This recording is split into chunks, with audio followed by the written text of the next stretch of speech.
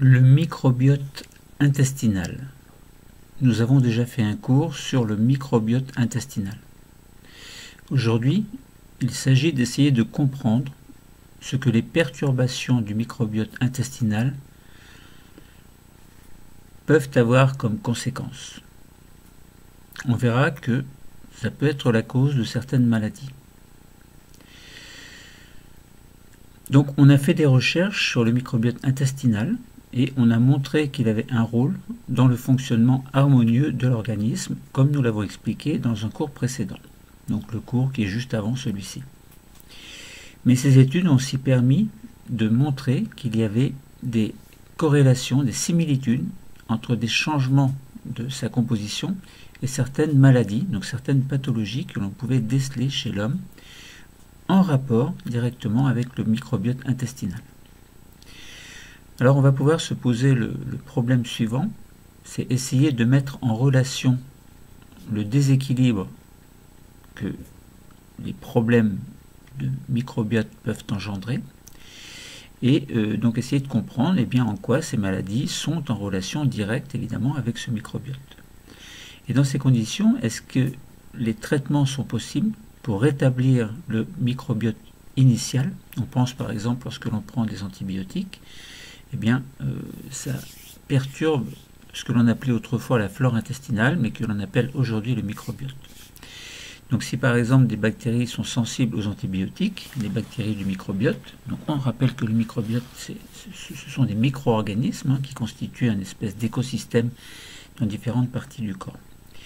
Donc si ce microbiote est perturbé par exemple par des produits, des antibiotiques qui vont détruire par exemple l'ensemble des bactéries du microbiote ou quelques bactéries seulement, on imagine bien qu'il va y avoir des perturbations. Et dans ces conditions-là, est-ce qu'on peut essayer de rétablir le microbiote? Est-ce que les maladies qui sont en relation avec le microbiote peuvent être évitées, empêchées? Alors nous allons essayer de voir l'aspect sous au moins quelques points importants, celui de l'utilisation d'antibiotiques, et voir qu'il va y avoir une perturbation du microbiote. On dira également quelques mots sur l'obésité, et on va voir que l'obésité entraîne donc des modifications du microbiote. Et puis, nous terminerons par dire, nous allons essayer de comprendre en quoi les bactéries ont un rôle protecteur dans l'organisme pour éviter justement qu'il y ait des désordres métaboliques ou des maladies qui apparaissent. Alors, nous allons commencer par voir ce que provoque la prise d'antibiotiques au niveau de ce microbiote intestinal. Nous allons voir donc qu'il y a des perturbations qui sont relativement importantes et il va falloir du temps avant de pouvoir rétablir le microbiote initial. Donc nous faisons une expérience, donc les scientifiques ont fait une expérience, ils ont essayé de comprendre l'effet sur une année complète, et même plus, jusqu'à 24 mois en fait, de la prise d'un antibiotique pendant une semaine.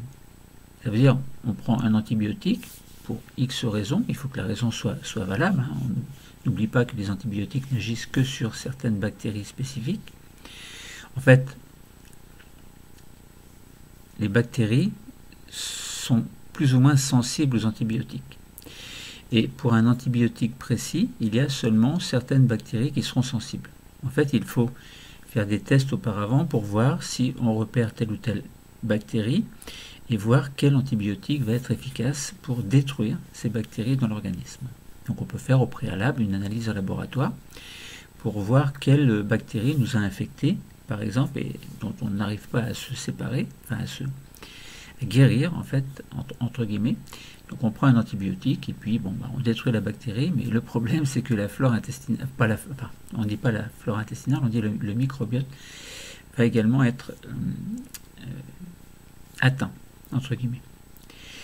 Alors, donc on va prendre des antibiotiques pendant une semaine et puis on va regarder ce qui se passe sur 24 mois. Alors, si on prend au jour 0 l'antibiotique, avant que l'antibiotique n'ait agi sur le microbiote, On s'aperçoit qu'il y a, donc au départ, hein, on fait une analyse et puis on s'aperçoit qu'il y a une grande diversité bactérienne. Il y a par exemple 8, 9, une dizaine, on va dire, espèces de bactéries différentes. Imaginons, il y en a beaucoup plus, hein, mais imaginons que l'on prenne 10. Bon, on en prend 10 que l'on étudie plus spécialement. Donc au jour 0, on prend l'antibiotique pendant 7 jours. Et on s'aperçoit que le 7e jour, il n'y a plus qu'une seule espèce de bactéries dans le microbiote intestinal. Une seule. Alors vous allez dire, donc on arrête de prendre le médicament, l'antibiotique, et vous allez dire, eh bien, c'est pas grave parce que le microbiote d'origine va se réinstaller rapidement. Eh bien non. Cette seule et unique bactérie qui va coloniser l'intestin, eh bien, va rester là pendant 9 mois. Et dans l'étude qui a été faite, en tout cas, eh bien, le microbiote ne s'est absolument pas rétabli. Ça veut dire qu'au bout de 7 jours, il a été détruit, une seule espèce a survécu et a même proliféré beaucoup plus qu'à l'origine, que lorsqu'elle était avec les autres espèces. Et au bout de 9 mois, eh bien, cette bactérie reste et le microbiote ne se reforme pas. Alors ça ne veut pas dire que ce serait le cas, ce serait la même chose pour tout le monde. Ça veut dire que dans l'essai que l'on a fait, c'est comme ça. Voilà. Et à partir du 12e mois, on s'aperçoit que cette bactérie est en quantité beaucoup moins importante et que d'autres espèces vont réapparaître. Et là, on s'aperçoit qu'au 12e mois, il y a environ, dans cet exemple-là, 4 à 5 espèces différentes qui sont réapparues. Dont certaines, la plupart, qui étaient là déjà à l'origine. Et on s'aperçoit également qu'au bout de 18 mois, eh bien, la quantité de bactéries qui avaient occupé entièrement l'intestin à partir entre le 7e jour et le 9e mois, eh bien, on s'aperçoit que le 18e mois, cette bactérie s'est réinstallée de manière beaucoup plus importante au détriment des autres qui ont diminué en quantité, sauf l'une qui a pu augmenter encore un petit peu. Et puis on s'aperçoit qu'au bout de 24 mois, il y a un rétablissement de certaines bactéries qui n'étaient pas là à partir du 7e jour, entre le 7e et le 9e mois, entre le 7e jour et le 9e mois. On s'aperçoit que certaines qui étaient apparues entre le 18e et le 18e mois ont disparu et d'autres sont réapparues.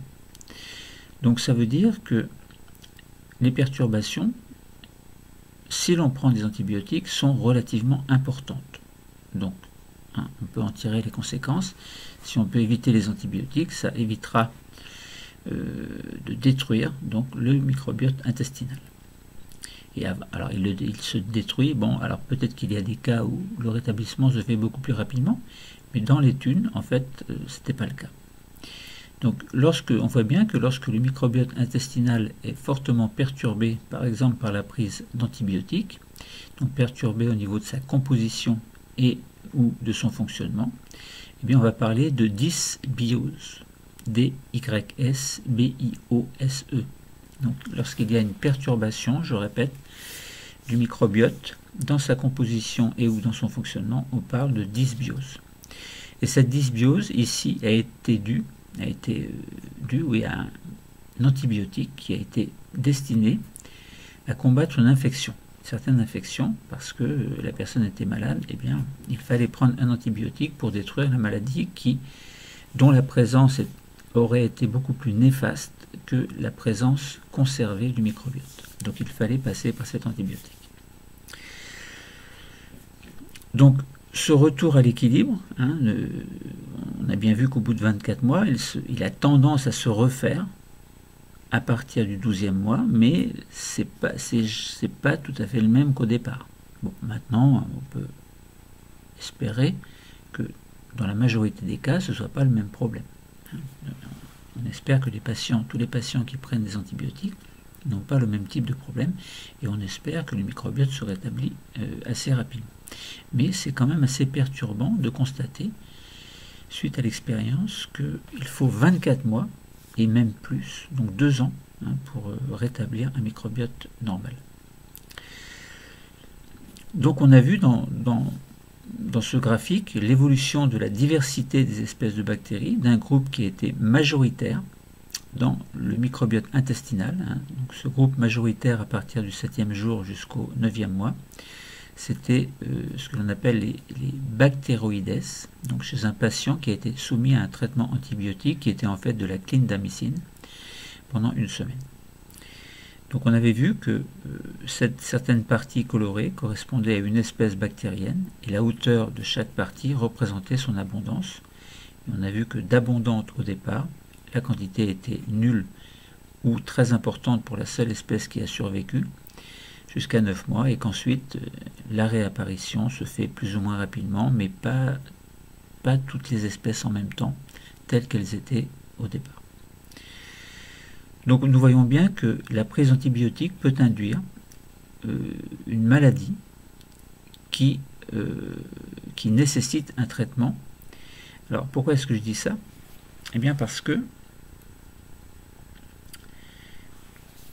une prise d'antibiotiques peut induire une maladie. Alors c'est contradictoire parce que tout à l'heure je vous ai dit la prise d'antibiotiques empêche une maladie de se produire, empêche une bactérie de proliférer de manière anormale et d'imposer une pathogénicité plus ou moins grave à la personne. Et là je vous dis que la prise d'antibiotiques peut induire une maladie. Alors essayons de comprendre. D'abord, prise d'antibiotiques. Et ensuite, nous allons voir qu'il y a une restauration du microbiote plus ou moins rapide. Ensuite, nous essaierons de voir, de comprendre qu'il peut y avoir une inflammation et que cette inflammation peut provoquer des problèmes. Mais c'est quoi une inflammation? C'est ce que l'on va voir tout à l'heure. Alors, prise d'antibiotiques. Bon, restauration du microbiote, on va tourner autour de ce problème-là. Maintenant, nous allons essayer de comprendre, je répète, en quoi la maladie peut être induite par la prise d'antibiotiques. Alors, premièrement, le microbiote est diversifié, il est équilibré. Bon. Deuxièmement, s'il y a une infection, la prise d'antibiotiques va perturber l'écosystème intestinal en détruisant certaines bactéries qui seront bénéfiques ou non. C'est la présence de certaines bactéries, certaines sont bénéfiques, d'autres ne le sont pas. Mais dans un microbiote, il y a une espèce de symbiose, un équilibre qui se crée entre les différents acteurs pour faire en sorte que dans l'intestin, finalement, lorsque l'équilibre est atteint, eh bien, tout se passe bien pour la personne. Il existe une bactérie que l'on appelle Clostridium difficile, qui est présente naturellement dans l'intestin, ou bien qui va pouvoir contaminer en fait le sujet, et cette bactérie va pouvoir se développer et provoquer ce que l'on appelle des diarrhées. Alors, la prise d'autres antibiotiques, alors oui, alors on pourrait dire, eh bien, s'il y a Clostridium difficile, eh bien, c'est pas compliqué. Il suffit de prendre un antibiotique pour la faire mourir, en fait, pour la détruire. Eh bien, c'est pas si facile que ça, parce que la prise d'antibiotiques pour éliminer Clostridium difficile se révèle la plupart du temps inefficace. Elle provoque une inflammation de l'intestin. Et cette inflammation est en relation également avec des diarrhées qui vont être très fréquentes et qui vont être invalidantes pour les patients. Donc vous voyez que on a une bactérie au départ qui est pathogène, qui provoque une maladie ou qui peut provoquer une maladie relativement grave, pas forcément mortelle, mais relativement invalidante. Donc le sujet prend des antibiotiques, impact sur le microbiote, dont l'équilibre va être perturbé, le microbiote va être détruit, une seule espèce, tout à l'heure on a vu, proliférer, voilà, jusqu'à un certain nombre de mois. Et puis là on s'aperçoit que non seulement ce que nous venons de dire est réel, mais en plus Clostridium difficile va maintenant nous poser des problèmes. Et en plus, cette Clostridium difficile est résistant à la plupart des antibiotiques et provoque donc des diarrhées avec des douleurs abdominales évidemment en parallèle. Alors un traitement est possible. Il suffit de transplanter, donc ce sera le 5e, il suffit de transplanter, de faire une transplantation fécale. On débarrasse l'intestin du microbiote existant et on y introduit, grâce à une sonde qui va aller dans la bouche, dans l'œsophage, dans l'estomac, puis dans l'intestin grêle. En fait, on introduit, grâce à une sonde nasale ou rectale, éventuellement, des selles issues d'un donneur sain. Et la réintroduction du microbiote peut se faire par le biais de gélules gastro-résistantes également. Pourquoi gastro-résistante? Parce que le gastro, ça fait penser à acide gastrique, l'estomac. Dans l'estomac, le pH est très acide, c'est un pH de 2. Donc on pourrait penser que si l'on prend une gélule de microbiote diversifié, dont les espèces sont très diversifiées, eh bien on pourrait penser que l'acidité va détruire cette gélule. Donc il faut qu'elle soit gastro-résistante pour pouvoir aller dans l'intestin et puis libérer son contenu qui sera une grande partie, enfin certaines bactéries, donc un microbiote en fait, qui va pouvoir rétablir la normalité de ce qui se passait avant. Donc un nouveau microbiote équilibré va coloniser l'intestin et la maîtrise de la population de Clostridium difficile en fait. Donc vous voyez, ce qu'il faut comprendre, c'est que les antibiotiques en fait détruisent le microbiote. Une seule espèce peut proliférer, et cette seule espèce, ça peut très bien être Clostridium difficile, une bactérie qui est très résistante aux différents antibiotiques. Donc on ne peut pas réintroduire, réinjecter, enfin redonner comme médicament un antibiotique pour détruire Clostridium difficile, parce qu'elle est résistante. Alors un moyen très subtil, puisque avant que la destruction du microbiote, Clostridium difficile était là, mais vivait en parfaite symbiose et harmonie avec les autres bactéries. Et bien là, une fois que l'on a pris l'antibiotique, que le microbiote est détruit, Clostridium difficile est là, et bien pour éviter qu'elle devienne trop pathogène, il faut réintroduire un microbiote normal, un microbiote sain, avec une diversification des bactéries, et de ce fait-là, Clostridium difficile va entrer dans cet écosystème qui va se mettre en place tout doucement, et les autres bactéries vont faire en sorte qu'il y ait une réduction de la pathogénicité de Clostridium difficile. Donc cette bactérie, avant de rétablir le microbiote, on avait dit qu'elle provoque une inflammation. L'inflammation, c'est une réaction qui est tout à fait naturelle et qui est tout à fait normale. C'est une réaction immunitaire qui est en général très utile pour l'organisme, nécessaire et utile, et ça lui permet en fait de se défendre rapidement contre une agression. Donc, il ne faut pas voir que l'inflammation est une catastrophe, entre guillemets. Non, c'est normal, c'est tout à fait normal. Elle se caractérise par plusieurs symptômes. Par exemple, il peut y avoir une rougeur, gonflement, chaleur et douleur. Bon. Mais en général, si l'agent perturbateur disparaît, ça veut dire que l'inflammation va disparaître en même temps. Mais comme Clostridium difficile est difficile, entre guillemets, à éradiquer, eh bien ça peut vouloir dire que l'inflammation devient chronique. Et la personne n'a pas forcément conscience qu'il y a une inflammation. Donc c'est ce qui pose des problèmes. Donc si cette inflammation devient chronique et va toucher un organe précis, pas forcément l'intestin, on avait parlé de l'intestin, de la paroi intestinale interne, eh bien elle peut provoquer des lésions, évidemment, et affecter la fonction, par exemple, de l'intestin. Donc elle est alors néfaste et occasionne des irritations et des douleurs. On parle de maladie inflammatoire.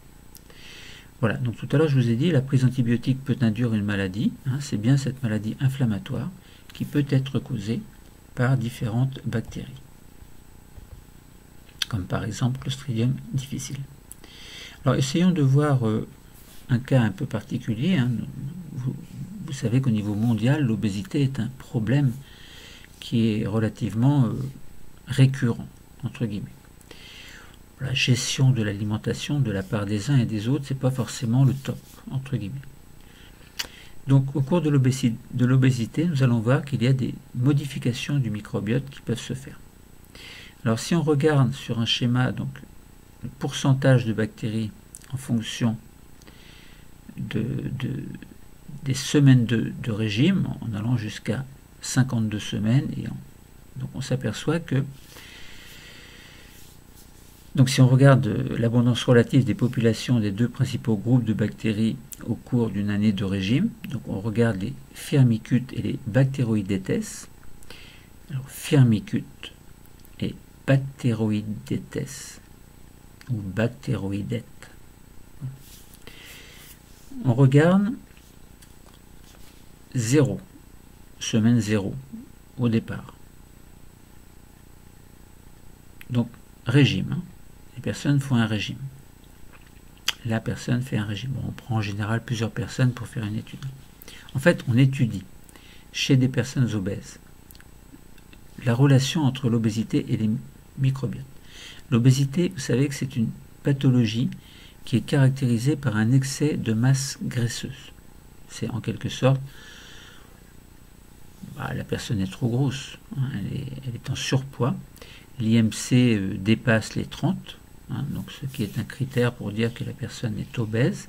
Et au-delà de 30, évidemment, les conséquences peuvent être de plus en plus ennuyeuses. Donc cet excès de masse de graisse, en fait, est la conséquence de différents facteurs qui peuvent être génétiques. Ça peut être dû également à une vie qui est sédentaire, une nourriture peu équilibrée, qui sera riche en graisse, par exemple, ou en sucre, donc des aliments riches en énergie potentielle, entre guillemets, et cette obésité donc est en constante augmentation dans certains pays, et c'est devenu même un problème majeur de santé publique. Elle est à l'origine du développement de maladies telles que le diabète, par exemple, sans compter les maladies cardiovasculaires. Alors, si on regarde donc l'abondance relative des populations des deux principaux groupes de bactéries au cours d'une année de régime de ces personnes obèses, on va regarder donc ce qu'il reste, enfin ce qu'il y a comme quantité de firmicutes, alors firmicutes, firmicutes, et de Bacteroidetes. Pourcentage. Donc semaine 0 du régime. On part de la semaine 0. Il y a à peu près 90% de firmicutes et puis 1 à 2% de Bacteroidetes. Donc ça veut dire que les firmicutes sont très largement majoritaires chez cette personne obèse. 12 semaines après, on s'aperçoit que la quantité de firmicutes a à peine diminué, un petit peu. Bon, on est toujours pratiquement à 80, un peu moins de 90%.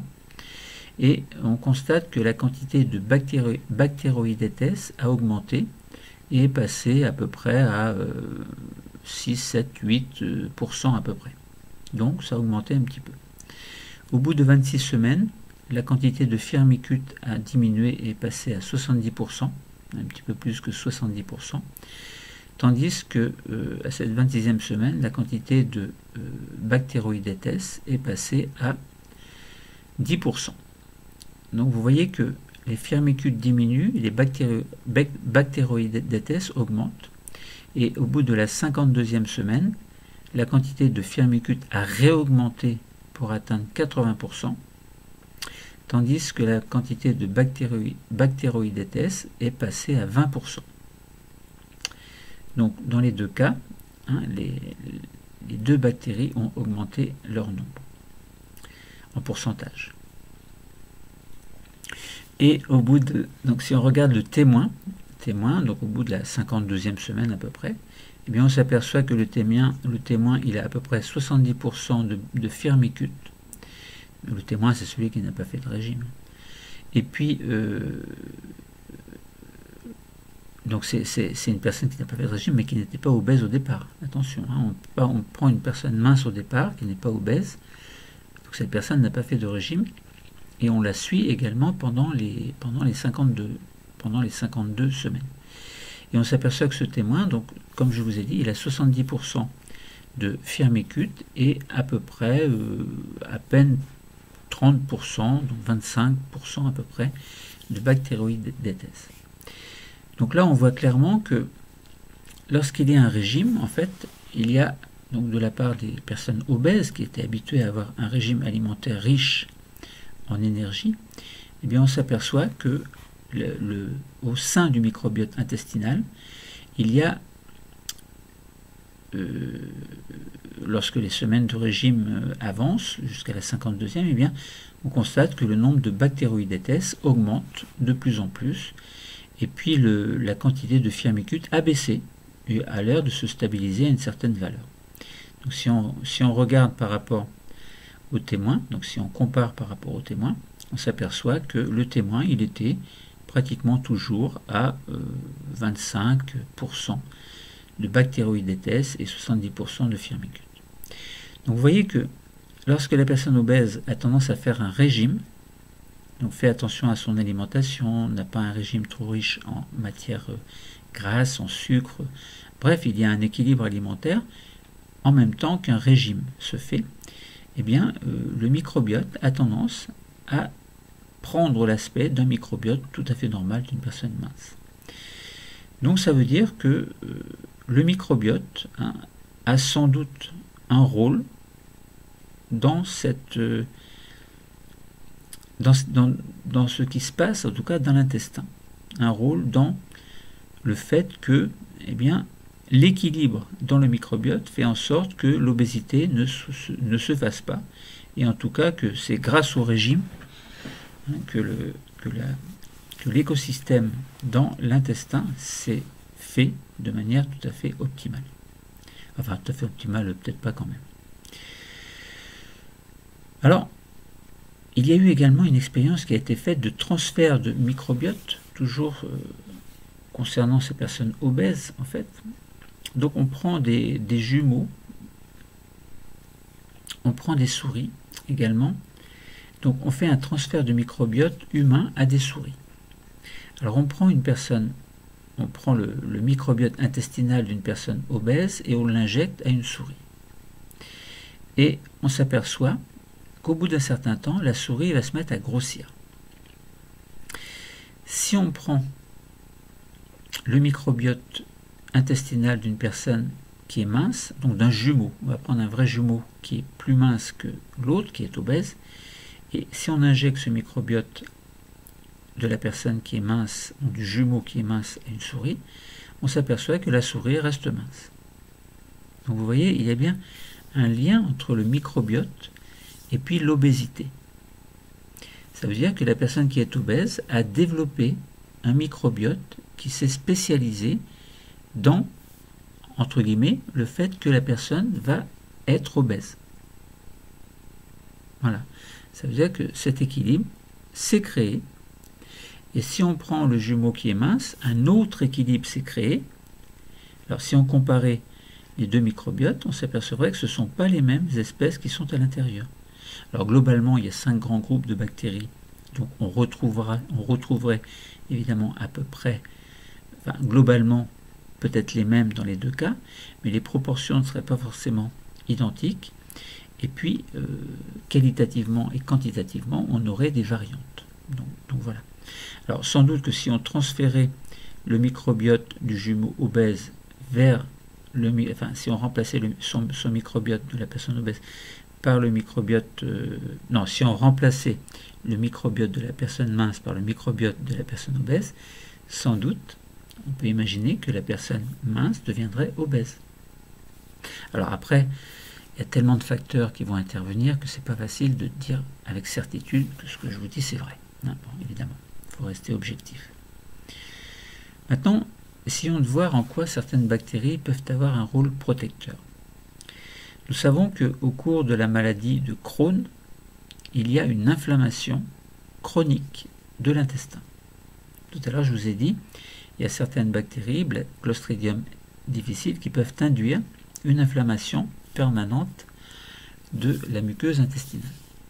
Et bien là, c'est ce qu'on appelle la maladie de Crohn. Donc les malades vont souffrir de douleurs abdominales, de diarrhée, de fièvre et vont perdre souvent du poids. Dans un cas sur deux, on est obligé d'opérer pour enlever la partie qui est endommagée. Donc s'il y a une inflammation à l'intérieur de l'intestin, évidemment, s'il y a des lésions, ce n'est pas toujours évident que la personne guérisse par ses propres moyens. Quelquefois, il faut une intervention chirurgicale. Une bactérie du nom de Feca Faecalibacterium prosnitzi, abondante normalement chez les sujets sains, est absente ou à peu près ou très peu abondante dans l'intestin des malades. Donc on peut se poser la question, on peut se dire que cette Faecalibacterium a très certainement un rôle à jouer dans l'empêchement entre guillemets de l'inflammation. L'introduction de cette seule bactérie, voire de liquide récupéré dans un milieu de culture chez des souris modèles souffrant de la maladie comparable à la maladie de Crohn, va réduire l'inflammation.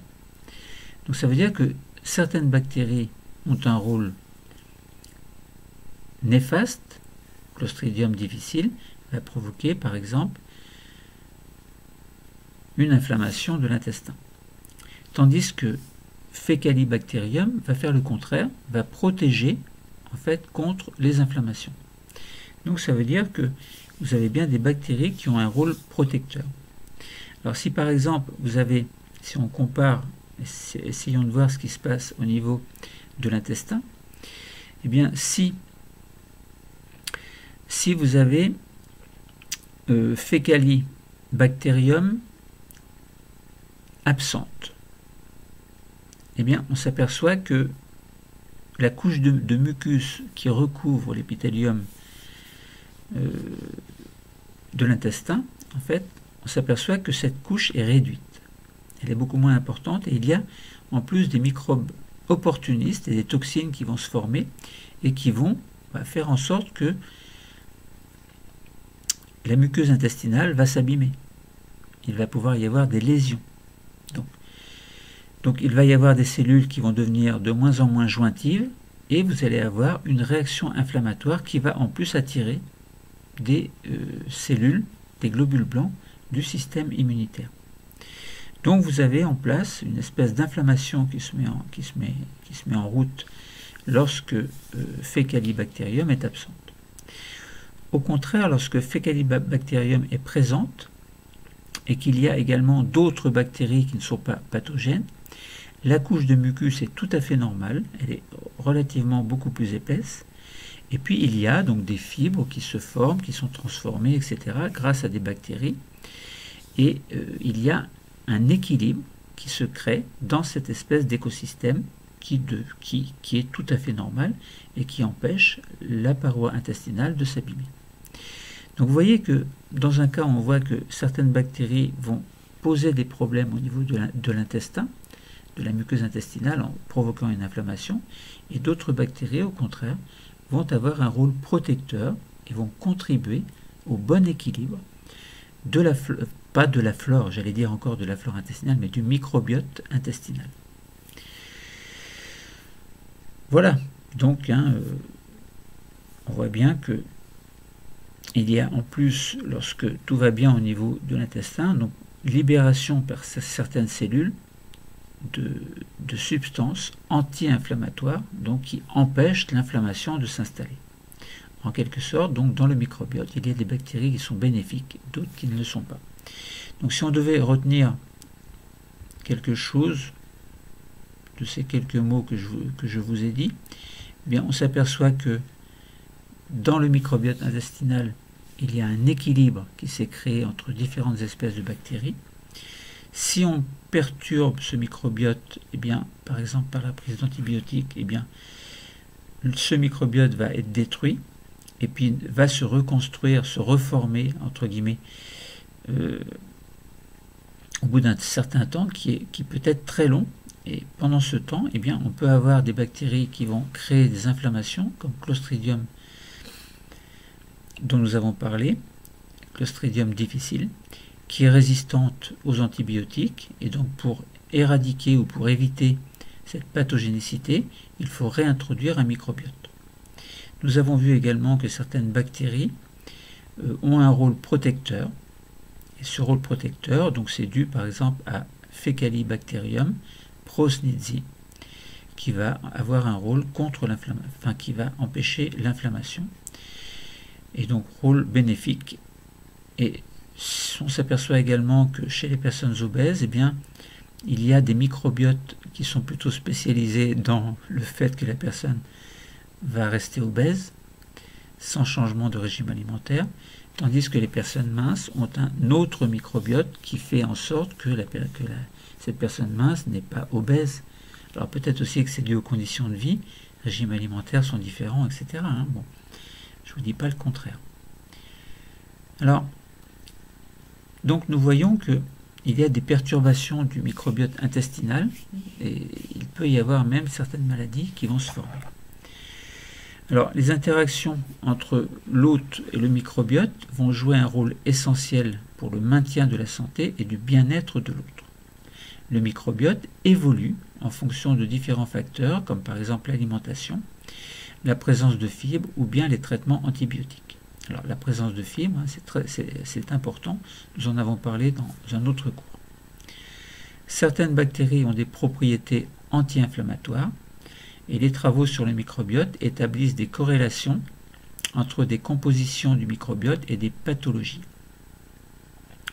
La modulation du microbiote ouvre des pistes de traitement dans certains cas de maladies et certains micro-organismes normalement pathogènes pour l'organisme, notamment en cas d'affaiblissement du système immunitaire.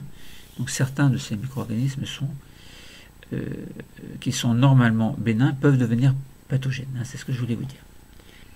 Donc ça dépend des conditions et ça dépend également de l'état du système immunitaire. Alors, donc nous avons bien montré le rôle du microbiote intestinal dans la bonne santé de l'hôte qui l'héberge, qui héberge ce microbiote.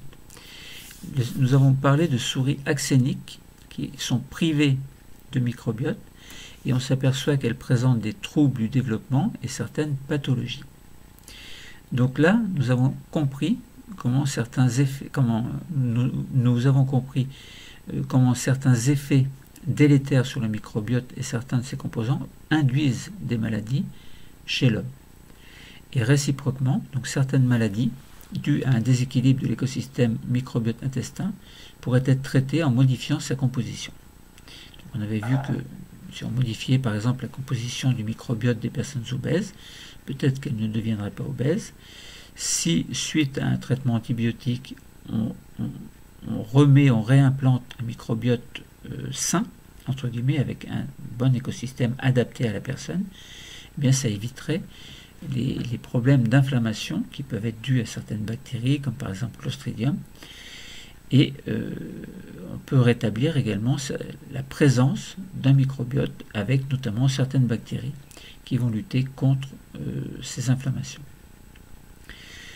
Alors, la prise antibiotique, on a bien vu que même sur une durée limitée de quelques jours, alors en général c'est 7 jours à peu près, ça provoque ce que l'on appelle une dysbiose, c'est-à-dire un déséquilibre dans les populations microbiennes de l'intestin. C'est-à-dire que le microbiote est modifié. Et donc on a bien recensé la diversité d'un des groupes bactériens du microbiote intestinal, les Bacteroides, donc ce groupe fait lui-même partie des Bacteroidetes que nous avons vus dans d'autres cours, dans une autre séquence. Donc sur les 2 ans, on a suivi la prise d'un antibiotique qui a duré 8 jours, la clindamycine, donc une semaine à peu près. Et parmi les 9 espèces bactériennes que l'on a représentées, donc une dizaine à peu près, à J0, donc au jour 0, une seule était encore présente à la fin du traitement au jour numéro 7. Donc ça veut dire que on voit que l'antibiotique est très efficace et que cette efficacité contre l'agent pathogène de départ qu'il fallait éradiquer, eh bien cet effet se fait également ressentir sur les bactéries du microbiote. Et donc cette disparition des espèces bactériennes est restée, donc s'est fait pendant 9 mois, il n'y a pas eu de rétablissement du microbiote. L'antibiotique a bien provoqué une chute de la biodiversité de ce microbiote qui s'était constitué au sein d'un écosystème intestinal. À partir de 12 mois, la diversité se manifestait à nouveau. Il y a eu 4 espèces qui sont apparues, en quantité différente de celles identifiées au jour 0. Donc sans pour autant qu'il y ait une restauration de la diversité initiale. Et cette évolution n'est pas nécessairement à l'origine de troubles de santé, à l'origine de la maladie. si l'on prend des antibiotiques sur une plus longue durée. Par exemple, la perte de la diversité peut permettre à des espèces résistantes aux antibiotiques de se multiplier. Donc, car elles ne sont plus en compétition avec les composants non pathogènes du microbiote. Et c'était le cas dans ce que l'on a vu avec Clostridium difficile, qui faisait partie de la population microbienne de l'intestin, mais parmi laquelle il existe des souches résistantes aux antibiotiques. Donc, de ce fait-là, la population de Clostridium est devenue plus abondante et responsable de l'inflammation de l'intestin et ainsi des douleurs abdominales et de diarrhée sévère qui ont empêché le patient d'avoir une activité normale. Le déséquilibre instauré par la prise des antibiotiques est à l'origine d'une pathologie, ce qui est confirmé par le fait que la réintroduction d'un microbiote équilibré, par exemple sous forme de gélules ou transplantation fécale, permet de supprimer l'inflammation. Nous avons évoqué la relation entre la présence ou l'absence d'une bactérie, donc Faecalibacterium prausnitzii, et des maladies inflammatoires de l'intestin, comme la maladie de Crohn, par exemple. Alors l'absence de cette bactérie, qui avait un rôle anti-inflammatoire, mais aussi d'autres conditions, donc par exemple composition des autres éléments du microbiote, dont les proportions sont modifiées, absence de fibres également, la présence de fibres est très importante. Donc tout cela fait que les cellules de la muqueuse intestinale, sont moins protégées par la couche qui sera réduite de mucus, qui normalement recouvre l'épithélium, ce qui va altérer l'intégrité de la muqueuse et va permettre aux microbes intestinaux de franchir la muqueuse et de déclencher une réaction inflammatoire. Cette réaction inflammatoire devient chronique si le déséquilibre qui s'était installé au sein du microbiote intestinal persiste. Alors un autre dysfonctionnement s'accompagnant d'un déséquilibre du microbiote, c'est ce que l'on appelle l'obésité. Et une étude a été réalisée sur un microbiote d'une dizaine d'individus obèses et le résultat a montré que les proportions de chacun des représentants bactériens des deux groupes majoritaires, les Bacteroidetes et les Firmicutes, étaient nettement déséquilibrés chez les obèses comparés au groupe témoin. Donc on a vu que 85% de Firmicutes et 2% de Bacteroidetes chez les obèses avant un régime contre 75% et 25% chez des témoins minces. Après un programme de perte de poids, le pourcentage des Firmicutes a diminué de 85 à 75% environ et celui des Bacteroidetes a augmenté de 2% à 20% pour devenir comparable à ceux des témoins minces. Donc l'augmentation des Bacteroidetes était positivement corrélée avec le pourcentage d'amaigrissement. Alors, à noter que la modification du microbiote est corrélée avec le pourcentage de poids perdu et non avec les changements du contenu calorique. Ensuite, on ne peut pas dire si la modification du rapport Firmicutes sur Bacteroidetes est une cause ou une conséquence de la perte de poids. On ne sait pas. On peut faire que des hypothèses. Et à ce jour, on ne sait pas pourquoi les personnes obèses présentent de telles différences du microbiote intestinal où il y a plus de Firmicutes. L'intestin de l'hôte pourrait avoir des propriétés inconnues qui pourraient être à l'origine de sélection de certains germes, donc certaines bactéries intestinales plutôt que d'autres. L'implication de la composition du microbiote sur le poids a été illustrée et les jumeaux pris comme sujet d'étude, l'un qui était mince et l'autre obèse, de même génotype évidemment, puisque ce sont des jumeaux, ont des microbiotes de composition différente. C'est ce que nous avions expliqué. Et le transfert de chacun de ces microbiotes à des souris axéniques, sans germes, induisent une prise de poids différente, bien qu'elle soit soumise au même régime alimentaire, pauvre en graisse et riche en fibres. Celle qui reçoit le microbiote de la personne obèse le devient également, alors que le microbiote du jumeau mince donne une souris mince. On peut en déduire que le microbiote détermine, à apport calorique égal, la plus ou moins grande assimilation des nutriments. Si les souris ne sont plus isolées dans des cages séparées mais cohabitent dans la même cage, leur coprophagie fait que les deux souris axéniques receveuses deviennent minces. Donc ça veut dire qu'en consommant leurs excréments, elles récupèrent une partie importante des microbiotes intestinaux hébergés par l'hôte. Il semble donc qu'il y ait, dans le microbiote des individus minces, un équilibre microbien qui ne déclenche pas de surpoids. Alors, il faut noter que la composition des microbiotes ne semble pas spécifique dans ce cas. Les traitements évoqués en cas de dysbiose et de maladies déclarées sont la réintroduction d'un microbiote équilibré, alors soit par prise de gélules gastro-résistantes qui doivent résister à un pH très acide de l'estomac pour parvenir dans l'intestin où sont logés l'essentiel des bactéries, soit par transplantation fécale grâce à une sonde nasale ou rectale éventuellement après avoir éliminé le microbiote existant qui pose un problème. Il existe aussi, non cités dans les documents, des probiotiques qui sont des ensembles de micro-organismes vivants reconnus comme bénéfiques pour la santé que l'on ingère comme complément alimentaire. Il existe également des prébiotiques qui sont des aliments favorisant la croissance ou l'activité des bactéries intestinales bénéfiques à notre santé et dont la consommation régulière et en quantité suffisante permet de rétablir ou de maintenir l'équilibre du microbiote et sa bonne santé. Alors, je pense que nous avons relativement fait le tour du sujet. Nous avons donné quelques explications complémentaires suite à l'étude de différents documents que vous allez pouvoir trouver sur Internet. Donc, nous avons répondu aux problèmes que représentent les relations entre déséquilibre du microbiote et certaines maladies, en fait. Et certains traitements sont possibles. Vous voyez, agir entre les médicaments, le microbiote, le régime alimentaire, les conditions de vie, etc. De nombreuses perturbations sont possibles au niveau de l'organisme et en conséquence au niveau du microbiote intestinal.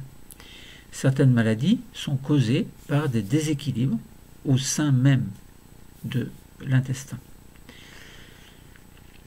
Bon, voilà, je pense que nous terminons le programme de l'année scolaire des secondes, avec à peu près 67 cours. Bon. J'ai été très content de vous faire tous ces cours. Très heureux de vous aider, en fait. Alors le cours, il est terminé. Je vous souhaite un très bon courage. Prenez soin de vous, bien entendu. Et je vous dis à très bientôt dans d'autres cours. Spécialité première, terminale. À très bientôt. Bon courage.